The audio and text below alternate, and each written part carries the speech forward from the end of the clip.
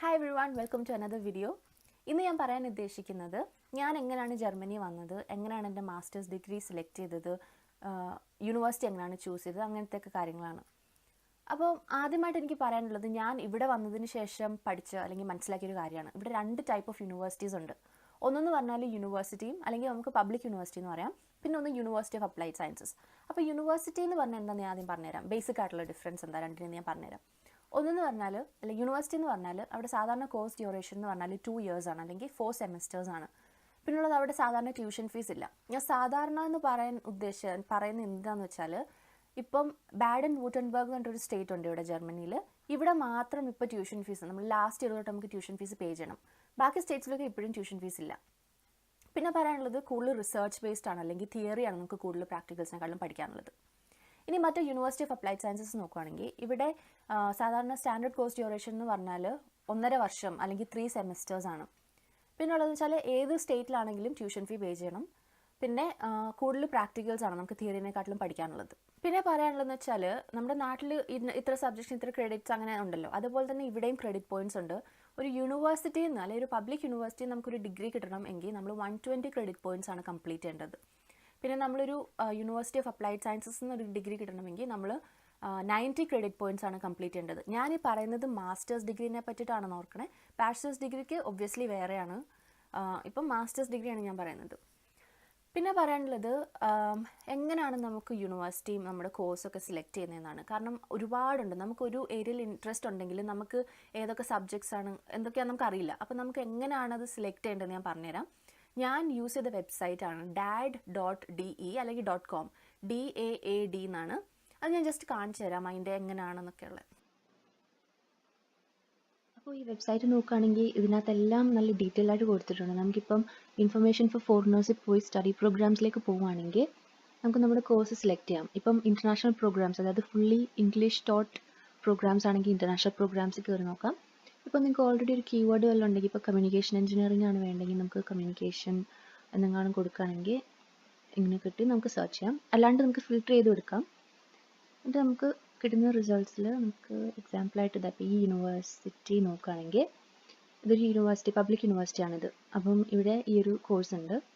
അപ്പം അതിൻ്റെ എല്ലാ ഡീറ്റെയിൽസും ഓവർവ്യൂ ഇവിടെ ആദ്യം കൊടുത്തിട്ടുണ്ട്, ഡീറ്റെയിൽസ് കൊടുത്തിട്ടുണ്ട്. പിന്നെ ഇത് ഫുള്ളി ഇംഗ്ലീഷിലാണ് പഠിപ്പിക്കുന്നത്. 4 semesters, സമ്മർ ഇൻടേക്ക് ആണ്. എല്ലാം ഡീറ്റെയിൽ ആയിട്ട് കൊടുത്തിട്ടുണ്ട്. പക്ഷേ എനിക്ക് നിങ്ങളോട് ഇമ്പോർട്ടൻ്റ് ആയിട്ടുള്ളൊരു കാര്യം പോയിന്റ് ഔട്ട് ചെയ്യാനുണ്ട്. ഞാൻ പറഞ്ഞു പബ്ലിക് യൂണിവേഴ്സിറ്റി ആണെങ്കിൽ ട്യൂഷൻ ഫീസ് ഇല്ല എന്നുവെച്ചാൽ ബാഡൻ വൂട്ടൻബർഗ് ഒഴിച്ച് ബാക്കി സ്ഥലങ്ങളിലൊന്നും ഇപ്പോഴും ട്യൂഷൻ ഫീസ് ഇല്ല. പക്ഷേ പബ്ലിക് യൂണിവേഴ്സിറ്റി ആണെങ്കിലും യൂണിവേഴ്സിറ്റി ഓഫ് അപ്ലൈഡ് സയൻസസിലാണെങ്കിലും ഇവിടെ കോസ്റ്റ് ആൻഡ് ഫണ്ടിങ്ങിലേക്ക് പോവുകയാണെങ്കിൽ സെമസ്റ്റർ കോൺട്രിബ്യൂഷൻ എന്നിട്ടുള്ള കാര്യം കണ്ടോ. ഇതെന്ന് വെച്ചാൽ നമ്മൾ ഒരു സെമിസ്റ്ററിലേക്ക് എൻറോൾ ചെയ്യാണ്. ഇപ്പം ഇതിന് എൻറോൾമെൻറ്റ് ഫീ എന്ന് പറയും. ഇപ്പം ഈ യൂണിവേഴ്സിറ്റിയിൽ അത് 330 euro ആണ്. പക്ഷേ ഇവിടെ ഇവർ പറയുന്നുണ്ട് including A ticket for public transport. അത് ഈ ഇപ്പം യൂണിവേഴ്സിറ്റി ഓഫ് ബ്രേമൻ ആണ്. അപ്പം ഈ ഏരിയയിൽ ഇത്ര റേഡിയസിൽ പോകുന്ന പബ്ലിക് ട്രാൻസ്പോർട്ടേഷൻ നമുക്ക് ബസ് അല്ലെങ്കിൽ ലോക്കൽ അല്ലെങ്കിൽ റീജിയണൽ ട്രെയിൻസ് നമുക്ക് യൂസ് ചെയ്യാം. അതും എത്ര തവണ വേണമെങ്കിലും ഒരു ദിവസം യൂസ് ചെയ്യാം. അപ്പം സെമിസ്റ്റർ ടിക്കറ്റ് എന്ന് പറയുമ്പോൾ വാലിഡിറ്റി എന്ന് പറഞ്ഞാൽ 6 months ആണ്. അപ്പോൾ എല്ലാ സെമിസ്റ്ററിലും നമ്മൾ വാങ്ങിക്കുവാണെങ്കിൽ നമുക്ക് അത് എത്ര തവണ വേണമെങ്കിലും നമുക്ക് യൂസ് ചെയ്യാം ട്രാൻസ്പോർട്ടേഷൻ. പിന്നെ ഈ യൂണിവേഴ്സിറ്റിയിൽ ഇത് കമ്പൈൻ ചെയ്തിട്ട് 330 euro എന്ന് പറയുന്നത്. ഇപ്പം എൻ്റെ യൂണിവേഴ്സിറ്റിയിലായിരുന്നെങ്കിൽ സെപ്പറേറ്റ് ആയിട്ട് എൻറോൾമെൻറ്റ് ഫീയും സെപ്പറേറ്റ് ആയിരുന്നു നമുക്ക് സെമിസ്റ്റർ ടിക്കറ്റിൻ്റെ ഫീയും.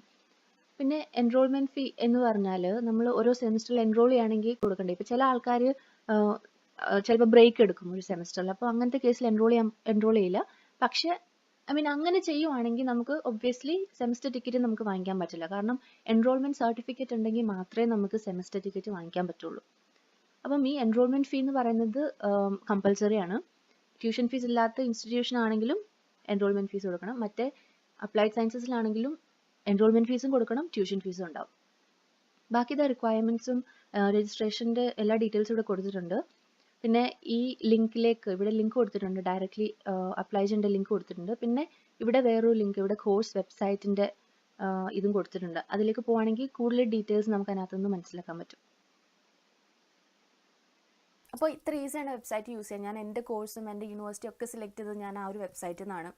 പിന്നെ ബാക്കി ഉള്ള കാര്യം വെച്ചാൽ ആപ്ലിക്കേഷൻ പ്രോസസ്സിൻ്റെ ജനറൽ ആയിട്ടുള്ളൊരു കാര്യം ഞാൻ പറഞ്ഞുതരാം. ഇപ്പോൾ നമ്മൾ അപ്ലൈ ചെയ്യുമ്പോൾ ചില യൂണിവേഴ്സിറ്റിയിൽ ഒരു ആദ്യത്തെ റൗണ്ടിൽ നമ്മൾ ഇപ്പോൾ എൻ്റെ യൂണിവേഴ്സിറ്റിയുടെ ഞാൻ പറയാം, അവിടെ ഒരു പ്രിലിമിനറി റൗണ്ട് ഉണ്ടായിരുന്നു. അതിൽ നമ്മളൊരു ഫോമൊക്കെ ഫില്ല് ചെയ്യണം. അതിനകത്ത് നമ്മൾ കുറച്ച് നമ്മുടെ മാർക്സൊക്കെ ബാച്ചിലേഴ്സിൻ്റെ മാർക്സൊക്കെ ഫില്ല് ചെയ്യണം.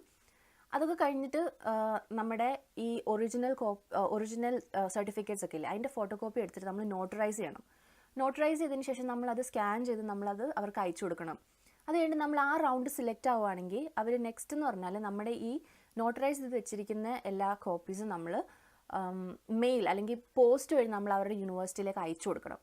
ഇത്രേ ഉള്ളൂ യൂഷ്വലി നമ്മൾ ചെയ്യേണ്ടത്. അപ്പം അഡ്മിഷൻ റിക്വയർമെൻറ്റ്സും എന്താണ് കോഴ്സ് റിക്വയർമെൻറ്റ്സ് എല്ലാം അതിനകത്ത് നമുക്ക് കാണാൻ പറ്റും. നമ്മുടെ വെബ്സൈറ്റിൽ നിന്നും പിന്നെ കോഴ്സിൻ്റെ വെബ്സൈറ്റിൽ പോയി കാണാൻ പറ്റും. ഇതൊക്കെ നമ്മൾ സാറ്റിസ്ഫൈ ചെയ്യുന്നുണ്ടെങ്കിൽ നമുക്ക് ഇങ്ങനെ അപ്ലൈ ചെയ്യാം. അത് കഴിഞ്ഞിട്ട് നമുക്കൊരു 1, 2 അല്ലെങ്കിൽ 3 മാസത്തിനുള്ളിൽ നമുക്ക് നമ്മളുടെ അതിൻ്റെ ഓഫർ അല്ലെങ്കിൽ റിജക്ഷൻ നമുക്ക് കിട്ടും. ഇപ്പോൾ എൻ്റെ കേസിലാണെങ്കിൽ ഒരു വിത്തിൻ 2 months എനിക്ക് എൻ്റെ ഓഫർ ലെറ്റർ കിട്ടിയിട്ടുണ്ടായിരുന്നു. കുറച്ച് ഞാൻ എൻ്റെ യൂണിവേഴ്സിറ്റിനെ പറ്റി പറയാം. ഞാൻ യൂണിവേഴ്സിറ്റി ഓഫ് ഉൽമിലാണ് പഠിച്ചത്. കമ്മ്യൂണിക്കേഷൻസ് ടെക്നോളജി എന്ന് പറഞ്ഞിട്ടുള്ളൊരു കോഴ്സാണ്, MSc. അത് ടെലികമ്മ്യൂണിക്കേഷൻ എഞ്ചിനീയറിംഗ് ആണ്. അപ്പോൾ ഞാൻ ഈ സെയിം വെബ്സൈറ്റ് യൂസ് ചെയ്തിട്ടാണ് ഞാൻ കണ്ടുപിടിച്ചത്. അപ്പോൾ ഈ യൂണിവേഴ്സിറ്റി വന്നതിന് ശേഷം ഞാൻ മനസ്സിലാക്കിയ ഒരു കാര്യം ഞാൻ പറയാം. ഇവിടെ 2 ടൈപ്പ് എക്സാമിനേഷൻ ഉണ്ട്. എന്തെന്ന് വെച്ചാൽ ഒന്ന് റിട്ടേൺ ആൻഡ് ഒന്ന് ഓറൽ. നമ്മുടെ നാട്ടിൽ വൈവ എന്നൊക്കെ പറയുന്ന പ്രാക്ടിക്കൽസിൻ്റെ ഒക്കെ ഉണ്ടല്ലോ, അതുപോലൊന്നുമല്ല ഇത്. അതിലും ഭയങ്കര ഡിഫിക്കൾട്ടായിട്ട് തോന്നും. കാരണം എന്ന് വെച്ചാൽ നമ്മളെ ഒരു സബ്ജക്റ്റ് ചില സബ്ജക്ട്സ് ഓറൽ, ചില സബ്ജക്ട്സ് റിട്ടേൺ ആണ്. അപ്പം മിക്കവാറും ഇലക്റ്റീവ്സ് ആണ്. എൻ്റെ യൂണിവേഴ്സിറ്റിയാണ്. ബിക്കോസ് പല യൂണിവേഴ്സിറ്റിയിലും അവരുടേതായിട്ടുള്ള റൂൾസ് ഉണ്ട്. കാരണം ഇവിടെ നമ്മുടെ നാട്ടിലത്തെ പോലെ ഒരു യൂണിവേഴ്സിറ്റി എന്ന് പറഞ്ഞാൽ ബാക്കി കോളേജസ് ആണ്. അപ്പം അത് എല്ലാം ഫോളോ ചെയ്യുന്ന ഒരു യൂണിവേഴ്സിറ്റിയുടെ ഇതായിരിക്കില്ലേ. പക്ഷെ നമുക്ക് ഇവിടെ ജർമ്മനിയിൽ പല യൂണിവേഴ്സിറ്റീസിന് പല റൂൾസ് ഉണ്ട്. അപ്പം എൻ്റെ കേസിൽ ഞാൻ ഒരു എക്സാമ്പിളാണ് പറയുന്നത്. 2 എക്സാമിനേഷൻ ഉണ്ട്, 2 ടൈപ്പ് ഉണ്ടായിരുന്നു. ഒന്ന് റിട്ടേൺ ഓറൽ എക്സാമിന് നമ്മളെ പഠിപ്പിച്ച ആ പ്രൊഫസർ, ആ സബ്ജക്റ്റ് പഠിപ്പിച്ച പ്രൊഫസറും പിന്നെ ഒരു PhD, ആ ഡിപ്പാർട്ട്മെൻറ്റിലെ ഒരു PhD സ്റ്റുഡൻറ്റും കൂടാണ് നമുക്ക് എക്സാം തരുന്നത്. അപ്പം നമ്മൾ രജിസ്റ്റർ ചെയ്തിട്ട് അവർ ഡേറ്റും ടൈമൊക്കെ തരും. നമുക്ക് ചെന്ന് കഴിഞ്ഞിട്ട് അവർ പ്രൊഫസർ നമ്മളോട് ക്വസ്റ്റ്യൻസ് ചോദിക്കും. അപ്പോൾ PhD സ്റ്റുഡൻ്റ് ആണല്ലോ, പുള്ളിക്കാരൻ ഇങ്ങനെ നമ്മുടെ ആൻസേഴ്സൊക്കെ നോട്ട് ചെയ്ത് വെക്കും. അത് കഴിഞ്ഞിട്ട് എല്ലാം കഴിഞ്ഞിട്ട്, അതായത് ചിലപ്പോൾ ഈ എക്സാം ഒരു 30 minutes അല്ലെങ്കിൽ ഒരു 40 minutes ആ പ്രൊഫസറെ ഡിപ്പെൻഡ് ചെയ്തിരിക്കും. അപ്പം ഈ എക്സാമിനേഷൻ കഴിഞ്ഞതിന് ശേഷം നമ്മളെ കുറച്ച് നേരത്തേക്ക് പുറത്ത് നിർത്തും, ആ റൂമിൽ നിന്ന് പുറത്ത് നിർത്തും. അത് കഴിഞ്ഞിട്ട് ഒരു 15 minutes ഒക്കെ കഴിഞ്ഞിട്ട് നമ്മളെ തിരിച്ചു വെച്ചിട്ട്, കാരണം അവർ ഡിസ്കസ് ചെയ്യാണ്, എന്നിട്ട് നമ്മുടെ സ്കോർ നമുക്ക് പറഞ്ഞുതരും. ഇപ്പം നാട്ടിലാണെങ്കിൽ നമ്മളൊരു എക്സാം എഴുതി കഴിഞ്ഞാൽ അല്ലെങ്കിൽ ഒരു എക്സാം ചെയ്ത് കഴിഞ്ഞാൽ നമുക്ക് റിസൾട്ട് അറിയാൻ കുറേ നാൾ വെയിറ്റ് ചെയ്യണം. ഇവിടെ എന്ന് പറഞ്ഞാൽ എല്ലാം ഫാസ്റ്റാണ്. നമ്മുടെ ഇപ്പം റിട്ടേൺ എക്സാമിനേഷൻ ആണെങ്കിലും 2 weeksനൊക്കെ ഉള്ളിൽ നമുക്ക് നമ്മുടെ റിസൾട്ട്സ് കിട്ടും. അപ്പം ഇതൊരു വലിയൊരു ഭയങ്കര ഡിഫറെൻ്റ് ആയിട്ടുള്ളൊരു കാര്യമാണ് ഒബ്വിയസ്ലി നമ്മുടെ ഇന്ത്യയും നമ്മുടെ ജർമ്മൻ എഡ്യൂക്കേഷൻ സിസ്റ്റം വെച്ച് നോക്കുകയാണെങ്കിൽ. പിന്നെ ഞാൻ ഓൾറെഡി പറഞ്ഞതുപോലെ പല യൂണിവേഴ്സിറ്റിയിലും പല റൂൾസാണ്. പിന്നെ എൻ്റെ യൂണിവേഴ്സിറ്റിയിൽ ചില സബ്ജക്ട്സ് കമ്പൽസറി ആയിരുന്നു എൻ്റെ കോഴ്സിൽ. പക്ഷേ വേറൊരു യൂണിവേഴ്സിറ്റിയിൽ എല്ലാ സബ്ജക്ട്സും ഇലക്റ്റീവ്സ് ആയിരിക്കും. എൻ്റെ യൂണിവേഴ്സിറ്റിയിൽ കമ്പൽസറിയും ഉണ്ടായിരുന്നു, ഇലക്റ്റീവ്സും ഉണ്ടായിരുന്നു. അപ്പം ഒരു ഇതനുസരിച്ച്. പിന്നെ ഒരു കാര്യം പറയാനുള്ളത്, നമ്മുടെ നാട്ടിൽ ഇൻറ്റേർണൽ എക്സാമിനേഷനും ക്ലാസ് ടെസ്റ്റും ഒക്കെ ഉണ്ട്. ഇവിടെ അങ്ങനെയില്ല. ഇത്ര മാസം എന്ന് വെച്ചാൽ ലെക്ചർ പീരീഡും അത് കഴിഞ്ഞിട്ട് നമുക്ക് എക്സാമിനേഷൻ്റെ ടൈമുമാണ്. അത്രയ്ക്ക് എല്ലാം നമുക്ക് ഇൻറ്റേർണൽ എക്സാം അങ്ങനത്തെ സംഭവമൊന്നുമില്ല. ഡയറക്റ്റായിട്ട് നമ്മൾ പഠിച്ചു കഴിഞ്ഞിട്ട് നമ്മൾ എക്സാം രജിസ്റ്റർ ചെയ്യുക. അപ്പോൾ ഇതാണ് എൻ്റെ യൂണിവേഴ്സിറ്റിയിൽ ഉള്ള റൂളും സംഭവമൊക്കെയാണ് ഞാൻ ഇപ്പോൾ ജസ്റ്റ് ഒന്ന് പറഞ്ഞത്. പിന്നെ ഒരു കാര്യം പറയാനുള്ളത്, ചില ആൾക്കാർക്കുള്ള ഡൗട്ടാണ് ജർമ്മൻ ലാംഗ്വേജിൻ്റെ ആവശ്യമുണ്ടോ എന്നുള്ള കാര്യം. പഠിച്ചിട്ട് വരികയാണെങ്കിൽ വളരെ നല്ല കാര്യമാണ്. കാരണം ഇവിടുത്തെ ലോക്കൽസ് ആൾക്കാരൊക്കെ സാധാരണ അങ്ങനെ ജർമ്മൻ മാത്രമേ സംസാരിക്കൂ, ഇംഗ്ലീഷ് അങ്ങനെ സംസാരിക്കാറില്ല. അതുകൊണ്ട് നമുക്ക് നല്ല കാര്യമാണ്. പക്ഷേ എൻ്റെ കേസ് പറയുകയാണെങ്കിൽ ഞാൻ വന്ന സമയത്ത് എനിക്ക് ഒന്നും അറിയില്ലായിരുന്നു. മിക്ക ആൾക്കാരും പഠിച്ചിട്ടൊക്കെയാണ് വരുന്നത്. പക്ഷേ നാട്ടിൽ തന്നെ ഒരു ഇൻസ്റ്റിറ്റ്യൂഷൻ ഉണ്ടല്ലോ, പഠിച്ചിട്ട് വരും. പക്ഷേ ഞാൻ എന്ന് പറഞ്ഞാൽ ആദ്യമായിട്ടാണ് ഞാൻ ഇവിടെ വന്നതിന് ശേഷമാണ് ഞാൻ ജർമ്മൻ പഠിക്കുന്നത്. എൻ്റെ യൂണിവേഴ്സിറ്റിയിൽ പബ്ലിക് യൂണിവേഴ്സിറ്റിയാണ്, ഞാൻ യൂണിവേഴ്സിറ്റി ഓഫ് അപ്ലൈഡ് സയൻസസിലല്ല പബ്ലിക് യൂണിവേഴ്സിറ്റിയിലാണ് പഠിച്ചത്. അപ്പം എനിക്ക് ഫ്രീ ആയിട്ട് ഫസ്റ്റ് 2 semesters ജർമ്മൻ ക്ലാസ് ഉണ്ടായിരുന്നു. അത് കമ്പൽസറിയും ആയിരുന്നു, കാരണം അതിന് നമുക്ക് ക്രെഡിറ്റ് പോയിൻറ്റ്സ് കിട്ടും. അപ്പോൾ അത് കമ്പൽസറി ആയിരുന്നു, ഫ്രീ ആയിരുന്നു. പക്ഷേ യൂണിവേഴ്സിറ്റി ഓഫ് അപ്ലൈഡ് സയൻസസിൽ നമുക്ക് ജർമ്മൻ ലാംഗ്വേജ് കോഴ്സൊക്കെ പഠിക്കണമെങ്കിൽ നമ്മൾ എക്സ്ട്രാ പേ ചെയ്യേണ്ടി വരും. അപ്പം ജർമ്മൻ ലാംഗ്വേജ് ഇവിടെ കമ്മ്യൂണിക്കേഷന് നല്ലതാണ്. പിന്നെ അഡ്മിഷൻ റിക്വയർമെൻറ്റിൽ ചില സബ്ജക്ട്സ് ചില കോഴ്സ് എന്ന് പറഞ്ഞാൽ ഇൻ്റർനാഷണൽ കോഴ്സിനാണെങ്കിൽ അഡ്മിഷൻ റിക്വയർമെൻറ്റ്സിൽ ജർമ്മൻ ലാംഗ്വേജ് വേണമെന്ന് പറയില്ല. പക്ഷേ മറ്റ് ഡിഗ്രി പ്രോഗ്രാംസ് ആണെങ്കിൽ ചില സബ്ജക്ട്സ് ഒക്കെ ജർമ്മനിലായിരിക്കും. അതുകൊണ്ട് ഒബ്വിയസ്ലി അതിന് ജർമ്മൻ ലാംഗ്വേജ് വേണം. അത് ഓൾറെഡി അഡ്മിഷൻ റിക്വയർമെൻറ്റ്സ് നോക്കിയാൽ നമുക്ക് മനസ്സിലാവും ഏത് ലെവലിൽ വേണം എന്നൊക്കെ പറയും. പക്ഷേ എൻ്റേത് ഇൻ്റർനാഷണൽ ആയിരുന്നു, അതുകൊണ്ട് എനിക്ക് എൻ്റെ ആവശ്യമില്ലായിരുന്നു. അപ്പോൾ ഇവിടെ വന്നതിന് ശേഷമാണ് ഞാൻ പഠിക്കാൻ തുടങ്ങിയത്.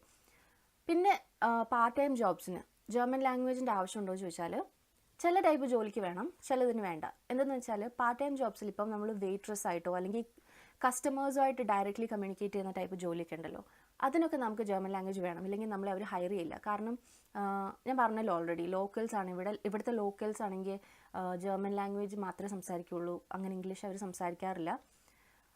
പിന്നെ പറയാനുള്ളതെന്ന് വെച്ചാൽ വേറൊരു ടൈപ്പ് പാർട്ട് ടൈം ജോലി എന്ന് പറഞ്ഞാൽ നമുക്ക് ഈ ഇൻ്റർനാഷണൽ കമ്പനീസ് അല്ലെങ്കിൽ വലിയ വലിയ കമ്പനീസിൽ തന്നെ നമുക്ക് വർക്കിംഗ് സ്റ്റുഡൻറ്റ് ജോബ്സ് കിട്ടും. അവിടെയാണെങ്കിൽ നമുക്ക് ജർമ്മൻ ലാംഗ്വേജിൻ്റെ ആവശ്യം വരുന്നില്ല.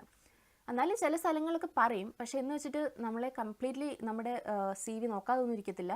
ചിലപ്പോൾ നമുക്ക് അവർ ജർമ്മൻ ലാംഗ്വേജ് വേണമെന്ന് പറഞ്ഞാലും നമ്മളെ ചിലപ്പോൾ അവർ ഹയർ ചെയ്യും, അങ്ങനത്തെ ഒരു സിറ്റുവേഷനാണ്. അപ്പോൾ ജർമ്മൻ ലാംഗ്വേജ് കമ്പൽസറി ആണെന്ന് ചോദിച്ചാൽ അല്ല. അത്രയേ ഉള്ളൂ. പിന്നെ പറയാനുള്ളതെന്ന് വെച്ചാൽ ഏജൻസീസിൻ്റെ അടുത്ത് നാട്ടിൽ ഒരുപാട് ഏജൻസീസ് ഉണ്ട്, സ്റ്റഡി ഇൻ ജർമ്മനി എന്നൊക്കെ പറഞ്ഞിട്ട്. പക്ഷേ അതിൻ്റെ ഒന്നും ആവശ്യമില്ലെന്ന് ഞാൻ പറയുള്ളൂ. ഇപ്പം ഞാൻ പറഞ്ഞ ഈ വെബ്സൈറ്റ് ആണെങ്കിൽ യൂസ് ചെയ്താൽ എല്ലാ ഡീറ്റെയിൽസിനകത്ത് തന്നെ ഉണ്ട്. അപ്പോൾ നമുക്ക് ഈസി ആയിട്ട് നമുക്ക് കണ്ടുപിടിക്കാം, എല്ലാം സ്ട്രെയിറ്റ് ഫോർവേഡാണ്. ഈ ഏജൻസീസിലൊക്കെ പോയി നമ്മൾ ഒരുപാട് കാശ് നമ്മൾ വേസ്റ്റ് ചെയ്യുള്ളൂ. എൻ്റെ കുറച്ച് ഫ്രണ്ട്സിൻ്റെ എക്സ്പീരിയൻസ് വെച്ചിട്ട് ഞാൻ പറയുന്നത്. അതുകൊണ്ട് അങ്ങനെ ഒരിക്കലും ചെയ്യരുത്. നമുക്ക് തനിയെ ഈ കോഴ്സ് കണ്ടുപിടിച്ച് നമുക്ക് തനിയെ അപ്ലൈ ചെയ്യാം. ഇത് എല്ലാം സ്ട്രെയിറ്റ് ഫോർവേഡായിട്ട് തന്നെ ആ ഒരു വെബ്സൈറ്റിൽ കൊടുത്തിട്ടുണ്ട്.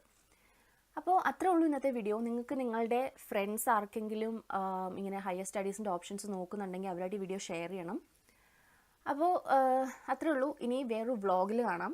See you next time.